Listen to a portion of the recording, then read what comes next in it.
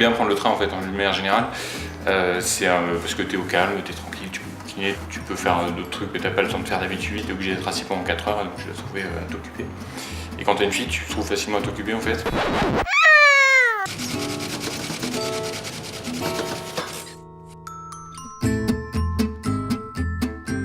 C'est ce côté un peu à la première personne qui fait l'originalité de ce film d'animation, c'est-à-dire que on peut dire que c'est un autoportrait avec un miroir déformant, c'est ça qui nous a touché Jérôme et moi. Bon, c'est Grégoire Sivan, hein, le personnage, ça, je pense que c'est assez clair pour ceux qui le connaissent. Depuis 293 jours, ma fonction est simple, je suis père de famille. Ah, ça va être super confusionnant. C'est vrai que ma fille, quand je la vois, quand je l'entends, elle est animée en général de plein de bonnes intentions et de plein de vie. J'avais envie d'essayer de lui redonner vie d'une manière un peu différente, essayer de voir ce que ça pourrait donner d'avoir ce petit personnage-là, une espèce de petit baby Herman qui court dans tous les sens. Ça se passe dans un compartiment avec un homme d'affaires un peu strict et une maman qui a manifestement autre chose à faire que s'occuper de donner des conseils à un père un peu dépassé. Donc ils sont serrés, ils ont une petite fille en face, un père incompétent et 4 heures avant d'arriver. Moi je trouve que Greg, venant de la prise de vue réelle, découpe et pense ses films et les met en scène comme un réalisateur de prise de vue réelle. Avec Samy on travaille, on a le scénar, on se pose, on fait le découpage, quoi. On voit un peu les axes de caméra, où est-ce qu'on peut se placer en fonction du décor et tout ça, puis c'est parti. On se joue le film, je fais des petits plans au sol des fois. Effectivement, des fois il me fait des petits croquis. La plupart du temps il mime en fait. Et moi pour être bien sûr que j'ai bien compris, je mime aussi. Et puis on se débrouille à peu près comme ça. On fait d'abord des trucs en bonhomme patate, un découpage comme ça, et puis ensuite on se donne rendez-vous pour 2 jours après, 3 jours après. Et j'ai dessiné un peu mieux, jusqu'à la version définitive du storyboard. Une fois que les dessins sont faits, après il y a la première étape, c'est de faire un animatique, c'est-à-dire On prend toutes les vignettes du storyboard, qu'on filme. avec une maquette de voix quoi, dessus. Et donc là on voit bien si ça fonctionne ou pas. J'arrête ça tout de suite.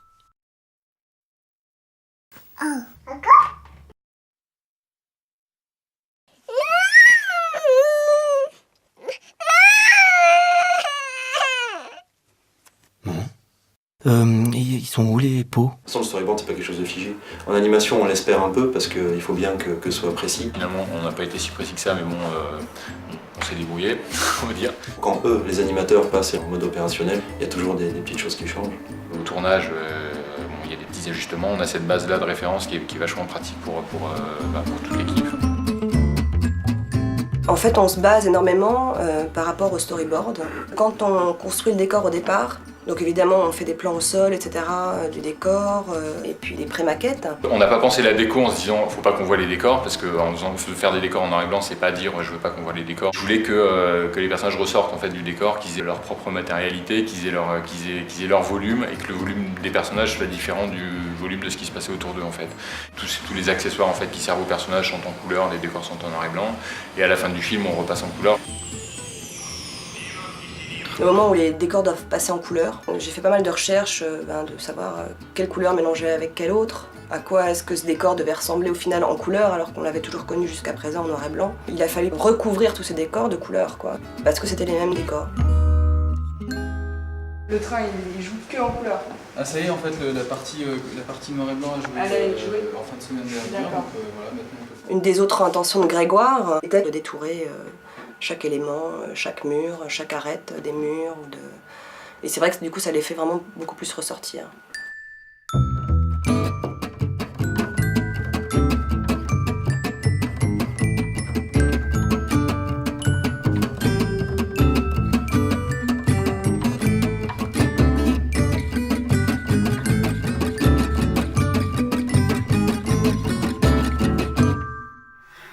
Désolidarisé en fait, chaque mur est indépendant. Les sièges aussi, la table pareil, et on met ça en place. C'est surtout en fonction du cadre en fait, c'est des mini feuilles décor avec des équerres qu'on visse dans le plateau, qu'on recolle dans les angles pour pas laisser passer la lumière, qu'on retouche. Il y a certains éléments qui sont en réel entre guillemets, comme par exemple le compartiment où il y a des personnages qui sont animés. La taille est adaptée à la taille des personnages. Pour des parties comme par exemple le couloir, on a fait un décor en perspective. Pour le train vu de l'extérieur, il y a eu 2 étapes. Il y a eu une partie d'un wagon qui a été fait à l'échelle des personnages. Et il y a aussi une petite maquette où on le découvre en fait défilant dans un décor campagne. Alors, le paysage qui défile était filmé séparément.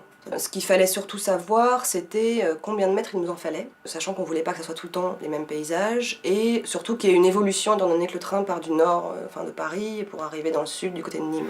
Il y avait trois étapes générales. La première, c'était la sortie de la gare, donc avec une partie de l'intérieur de la gare qui enchaîne sur la ville. Après, on a une partie campagne nord, plutôt plate, un peu dépouillée. Et la troisième, c'était campagne sud, donc plutôt des montagnes, des massifs plus escarpés. Il y a un shoot en fait général du plan de fond.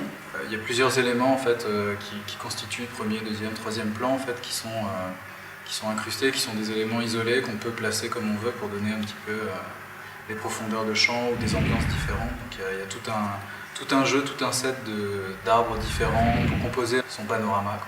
Une des choses qui est super importante en fait, c'est tous les objets qui sont animables, comme par exemple les sacs qui s'écrasent par terre dans la première séquence du film. Tout ça, ça devait être des éléments qui devaient pouvoir s'animer de la même façon que les personnages s'animent. Donc après, c'est de trouver le bon mélange et de trouver le bon matériau pour faire en sorte que la structure bouge de la meilleure façon pour l'animateur, quoi. Concernant les private jokes, c'est-à-dire toutes ces petites blagues, tous ces petits trucs un petit peu décalés, j'avais envie qu'il y ait un nom de train rigolo. Et j'avais trouvé le TVV, c'est le train qui va vite. On a essayé de trouver toutes sortes de petits éléments rigolos comme ça. On a voulu s'amuser à faire des petites étiquettes marrantes, c'est-à-dire on a déjà trouvé un petit peu tout ce qui pouvait exister comme aliments pour les bébés, et puis ensuite d'essayer de transposer ça dans un truc un peu plus rigolo, donc en dessinant les petites carottes, leur donner un petit style marrant, etc.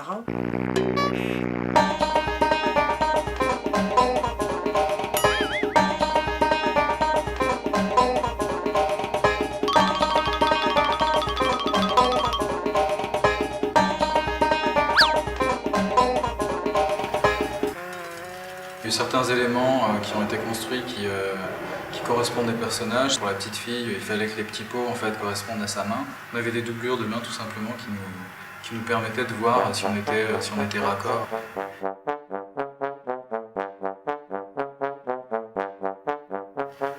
Il y a une sorte de maquette en fait, des personnages tout en mousse qui avait été créée à l'échelle, qui nous permettait d'avoir des références de taille. Surtout pour les fauteuils, c'était important de les avoir parce que les personnages sont vissés dans les assises. Donc il fallait vraiment avoir le personnage à côté pour pouvoir faire la forme en fonction du personnage.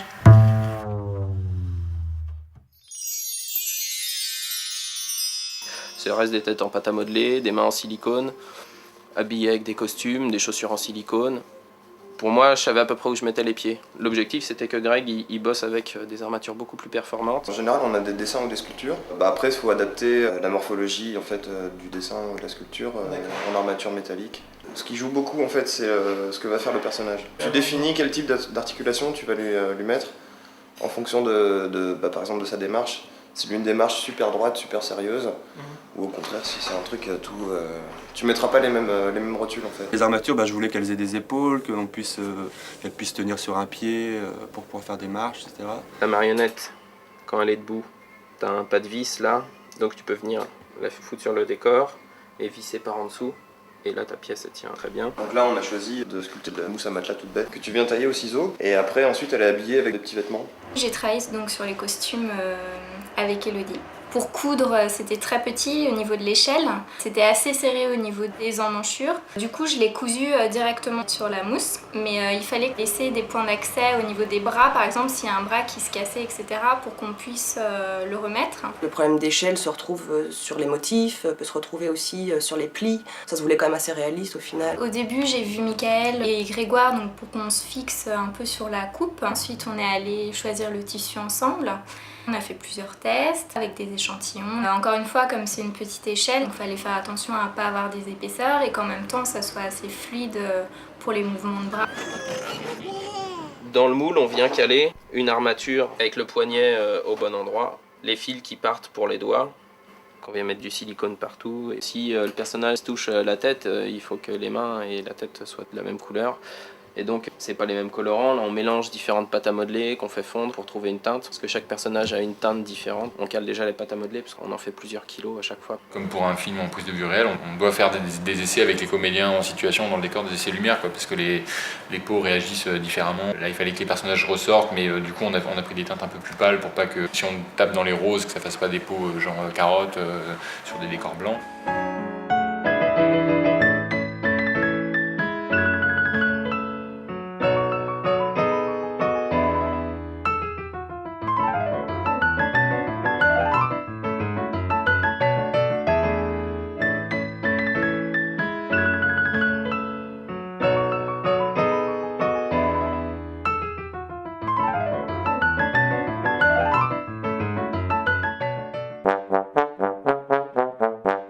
Pour faire parler les personnages, en fait, en animation, on coupe les bouches. Chaque bouche correspond à une syllabe ou une expression. Et ensuite, on vient changer les expressions, en fait, image par image, et lisser, en fait, pour que la bouche ait l'air de faire partie du personnage. En fait, j'ai fait des moules d'abord, à partir des modèles qui sont en résine. Donc, je mets de la pâte à modeler dedans, doucement, pour bien aller dans les coins. Je mets tout au frigo pour laisser bien refroidir. Quand c'est frais et que ça risque pas de se déformer, je démoule comme des petits glaçons.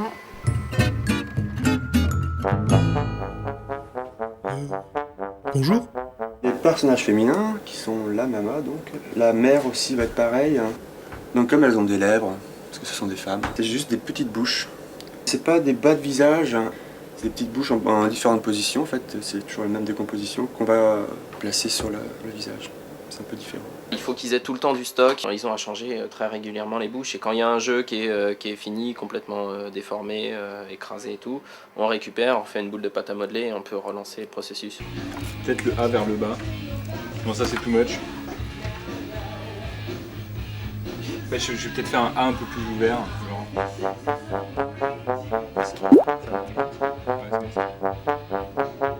Donc les yeux, c'est des petites billes. Il y a un trou au milieu de la pupille, avec une petite tige qu'on les déplace. Et on rajoute des paupières par-dessus. Donc pour le personnage de la petite, on vient coller dessus des pupilles avec un petit peu d'azine. Enfin, c'est un style assez réaliste, donc on va pas faire des transformations de visage ou des trucs comme ça.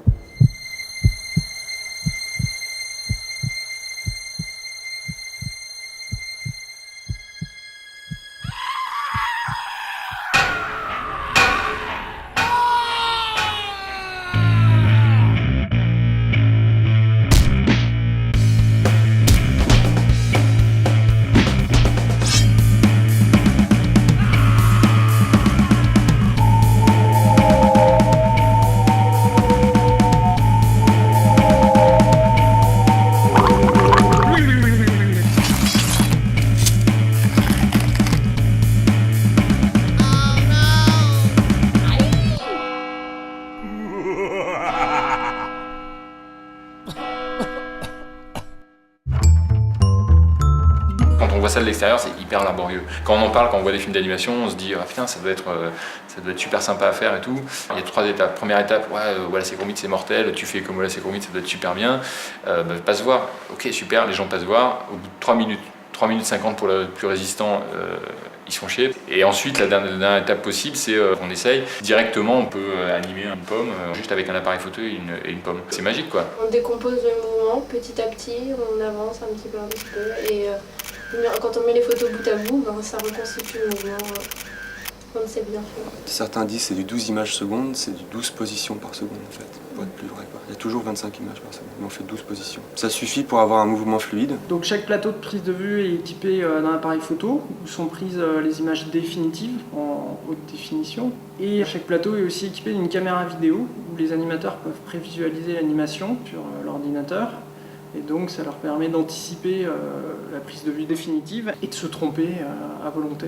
Et bon, au départ, c'est vrai que quand on commence à animer, c'est toujours un peu flippant, quoi. Voilà, même truc, il y a un truc qui bouge pas, il faut le faire bouger, il faut mettre des intentions, il faut que ça raconte quelque chose. Et l'idée, c'était que ce soit plus ou moins le point de vue d'une petite fille dans un train. Et sur le tournage, je me retrouvais toujours confronté au fait qu'il y avait une histoire à raconter et on n'est pas dans Matrix, on n'est pas dans on raconte une histoire, une petite chronique et c'est pas la peine d'en rajouter toujours, quoi. On discute avec Stéphane, un peu le chef opérateur avant, des intentions de lumière, grosso modo, c'est un train donc la lumière va changer pendant le voyage. Et la lumière, c'est d'être assez réaliste, il y a juste une convention qui est fixée un peu et à la lumière et à la décoration, c'est-à-dire qu'on part de Paris où on a une image assez plate, assez grise, avec des décors entièrement en noir et blanc, et l'arrivée à Nîmes, on a la couleur et sur les décors et dans la lumière, avec une lumière un peu plus contrastée, du soleil. J'avais envie qu'il y ait pas mal de sources lumineuses qui soient visibles. Donc avec Stéphane, on a décidé de où est-ce qu'on les placerait. On est allé aussi ensemble acheter les sources lumineuses, faire des essais, voir si ça lui convenait. Les sources lumineuses qui sont intégrées, il faut qu'elles soient à l'échelle des personnages. Donc on a cherché avec Nathalie, la chef décoratrice, des sources de petite taille qu'on a pu intégrer dans des éléments de décor. J'aime bien filmer les acteurs en fait quand on enregistre les voix parce que souvent la parole va avec le geste et on a souvent des petites indications d'intention de jeu qui sont vachement utiles pour l'animateur, qui peuvent donner une piste, quelle tête il a quand il est angoissé. On fait des feuilles de détection en fait où on va segmenter tout le film en plans et on va noter tout ce qui se dit en fait, les dialogues qui sont in, les dialogues qui sont off, syllabe par syllabe, surtout les voyelles en fait. Et après ça fait une petite feuille de route en fait pour l'animation où on va suivre le dialogue. Alors ma puce, qui c'est qui t'a mis ta chaussure dynamique? Ça on s'en fout, on le voit pas. En détection ça sert à que dalle. Bah si, on le voit. Bah non, c'est ce plan là, on voit pas sa tête. La machine à friandises nous a demandé 1 mois et demi de travail à peu près, entre la conception même et la forme qu'allait avoir l'élément, qui était un des éléments auxquels tenait beaucoup Grégoire, et c'est vrai que c'est un élément qui est important dans le film. J'ai regardé pas mal les distributeurs de friandises et de choses comme ça, dans le métro ou un petit peu partout, pour voir à quoi ça ressemblait. En même temps, on voulait pas que ça soit un élément qui soit réaliste. Il y a beaucoup de matériaux qui ont été utilisés. Déjà, on a fait des maquettes en carton au départ. On l'a réalisé en contreplaqué. Et puis, il a fallu aussi inventer tous les petits bidules qu'il y avait dans la machine, sans pour autant utiliser des marques qu'on connaissait. Pour le contenu de la machine, tous les petits sachets, les petits paquets de bonbons, etc. Certains sont en mousse, d'autres en balsa, d'autres en pâte à modeler. Pour pouvoir animer le personnage et puis pour pouvoir faire bouger la machine, je sais que Gilles avait par moments besoin d'être un petit peu contorsionniste. Quelquefois, c'est inévitable. Après, il faut réfléchir vraiment à toutes les solutions possibles pour faire en sorte qu'on n'arrive pas là, quoi. Il fallait pouvoir faire un distributeur dont une barre chocolatée avance et tombe et se bloque en même temps. Et le truc, c'est que nous, on est en animation, donc c'est tout petit. Donc faire tout un système comme ça, c'était un peu compliqué. J'avais développé un super système qui, isolé, fonctionnait très bien. Et en tournage, c'était une vraie galère. Ça marchait plus du tout. Il y avait une sorte de petit ressort dans lequel étaient encastrés dans chaque espace en fait, des petites barres de chocolat qui étaient tous enchâssées dans une petite tige. Le ressort pouvait se tourner pour donner l'illusion en fait, qu'il y avait un mécanisme derrière. Et en même temps qu'il avançait, en fait, il fallait pousser la corde de piano pour que toute la rame en fait, de barres chocolatées avance en même temps. On n'a pas pu aller aussi loin qu'on pouvait, quoi. Donc ça marchait un tout petit peu. Du coup, on a opté pour un truc un peu plus simple, quoi. C'est qu'il a placé toutes les petites barres chocolatées à ras du bord du présentoir en fait, de la machine. Il a juste actionné le mécanisme avec le ressort pour qu'il tombe directement. J'espère que les gens y verront du feu, mais c'était assez compliqué quand même. En prise de vue réelle, l'unité de montage, c'est le plan. Donc on associe des plans, on essaie de trouver un rythme avec les plans qu'on a, et ensuite un ordre. En film d'animation, l'unité de montage, c'est pas le plan, en fait, c'est l'image. L'animateur, lui, il prend une photo avec une pause là, une pause là, une pause là, une pause là. Et nous, en montage, on peut enlever des pauses et ça ne se voit pas. Le champ des possibles est assez important, c'est surtout hyper excitant parce qu'on se met à refaire jouer les comédiens. La petite fille dans le film se lève, c'est ses premiers pas. Et en fait, en animation, elle se lève et elle part. En montage, on s'est dit, ça serait marrant qu'en se levant, elle ait une petite hésitation. On peut fabriquer une petite fille qui se lève et qui fait comme ça, comme ça, comme ça, comme ça, et qui s'arrête. On a eu la chance d'avoir 2 graphistes quasiment en permanence avec nous dans la salle de montage. Donc ça nous permettait de pouvoir imaginer des rectifs dans l'image qui nous arrangeaient pour le montage. Et on avait un plan qui nous intéressait vachement pour tout le mouvement, mais le regard du père, au lieu de regarder à gauche vers l'homme d'affaires, il regardait, parce que le plan avait été prévu pour autre chose, il regardait à droite vers sa fille. Et donc ça ne fonctionnait pas uniquement à cause de l'axe du regard. On a pu leur donner ces images-là, eux ont effacé les yeux et les ont décalés.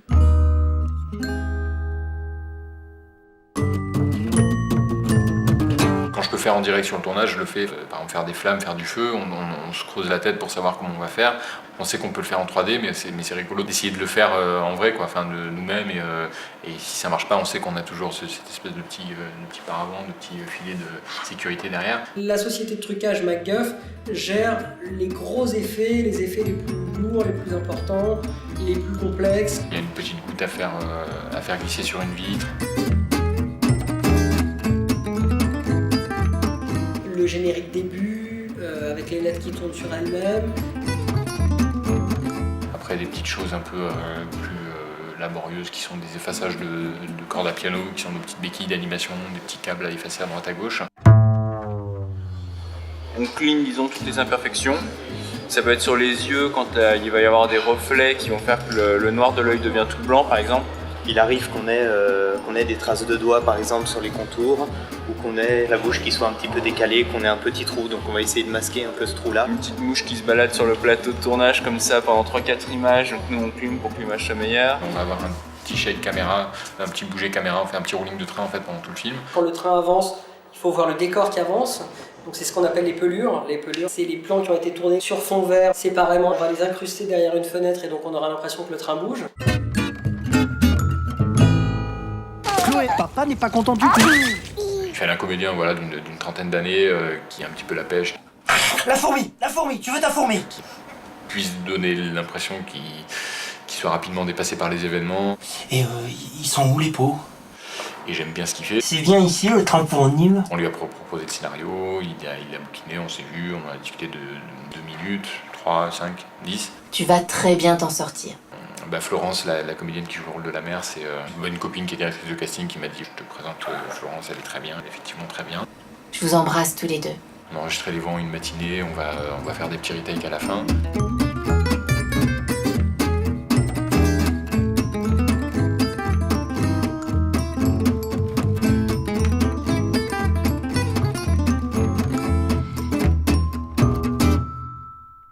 La petite fille, elle a été enregistrée par Grégoire, puisque c'est sa propre fille. Tu vas voir, c'est un peu plus compliqué avec elle. Dès qu'on met le micro en marche, en haut, elle s'arrête de parler.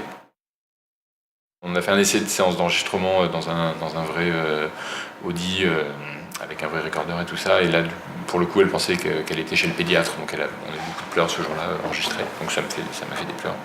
Égoïstement, ça me servira.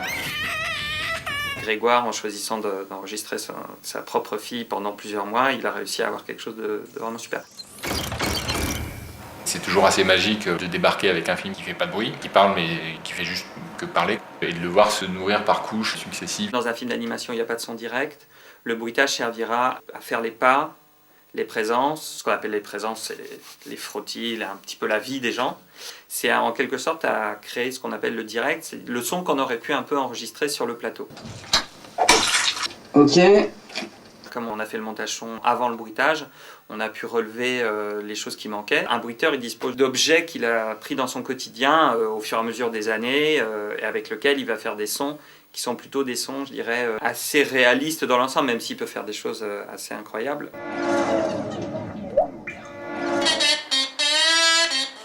Dans le film d'animation, ce qui est bien, c'est qu'on travaille assez vite puisqu'il y a le storyboard filmé. Donc moi j'ai eu assez vite le storyboard filmé. Et il avait déjà placé quelques musiques sur ces images, qui ont donné une idée en tout cas du générique début et générique fin. De toute façon, tu fais comme d'habitude. C'est simple, quand tu arrives sur le boulevard Magenta, c'est toujours tout droit. Donc on s'est orienté vers quelque chose d'un peu dans le style jazz manouche, avec l'idée d'avoir un instrument soliste qui est le kazoo, qui a l'avantage d'être simple et d'évoquer un petit peu l'enfance. J'ai travaillé avec des maquettes au piano pour voir un petit peu ce que je pouvais lui proposer. Au départ, c'est parti sur de la guitare en fait, du kazoo, et un peu de basse, c'est quelque chose qui serait un peu enlevé, qui balance le rythme un peu effréné qu'il va y avoir pendant tout le film.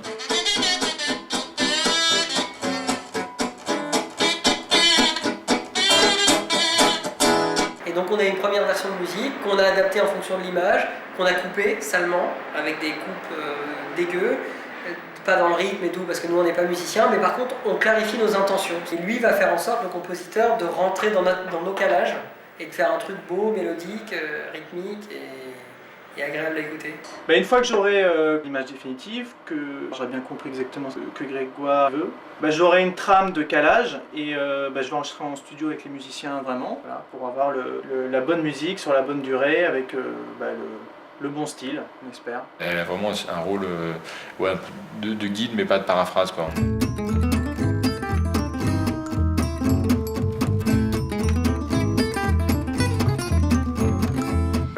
Donc il n'y a plus de kazoo. Grégoire, comme il passe plusieurs mois sur le scénario, le tournage, la préparation des décors, il a le temps de se forger dans sa tête les sons qu'il voudra. Il y en a beaucoup qui sont écrits dans le scénario, mais surtout il a eu le temps de les imaginer, voire de les bruiter à la bouche pour faire des petites maquettes. Et donc quand il est arrivé sur ce film-là, il avait beaucoup d'idées de l'ordre de « moi j'aimerais que ce soit un sping et pas un spoum ». Les indications de Grégoire, par exemple, c'était pas de faire quelque chose de trop artificiel. Voilà, il voulait, et le monteur aussi était d'accord, et je pense l'ensemble des gens qui ont travaillé sur le film, faire quand même des choses assez réalistes. Il y a des accents un peu rigolos dans le son, des bruits un peu gros, grossiers ou grotesques. Dans l'ensemble, on a essayé de ne pas être dans l'univers du cartoon, dans le Tex Avery avec des petits picolos qui font ouh. Ça, on a vraiment essayé d'éviter. Un monteur son, dans le cadre d'un film d'animation, il va s'occuper de tout créer, en fait, puisqu'il n'y a pas de prise de son en direct. Et sur ce film précisément, donc on a monté les dialogues. Le TVV numéro 8265 à destination de Nîmes vient de partir. Ensuite, les bruitages.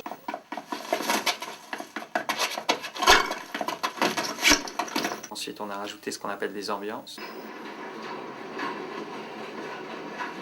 Viendront s'ajouter à ça ce qu'on appelle les effets.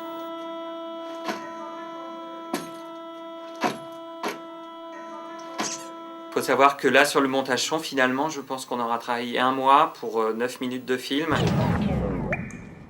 Donc le mixeur va répartir les 76 pistes qu'on a, va les mélanger de façon à ce que ce soit intelligible et à les repartir dans l'espace, et également à acoustiquer, c'est-à-dire donner un son comme si c'était dans un train. Voilà, le mixage, on pourrait dire que c'est un équilibrage des éléments, de la musique, des ambiances, des effets, des bruitages et des dialogues.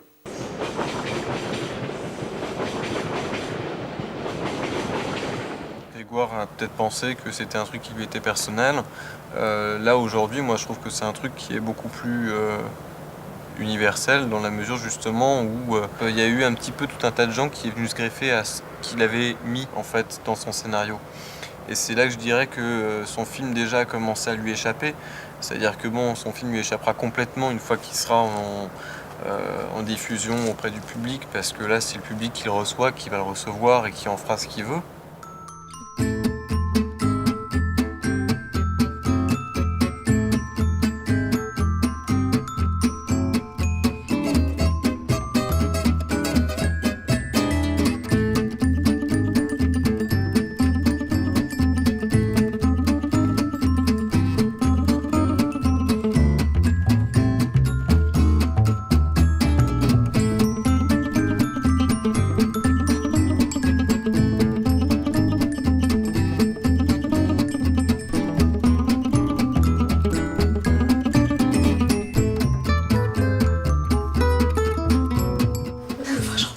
Le mets pas.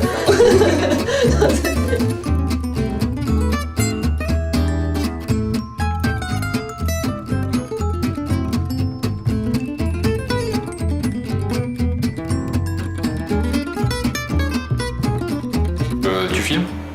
Non.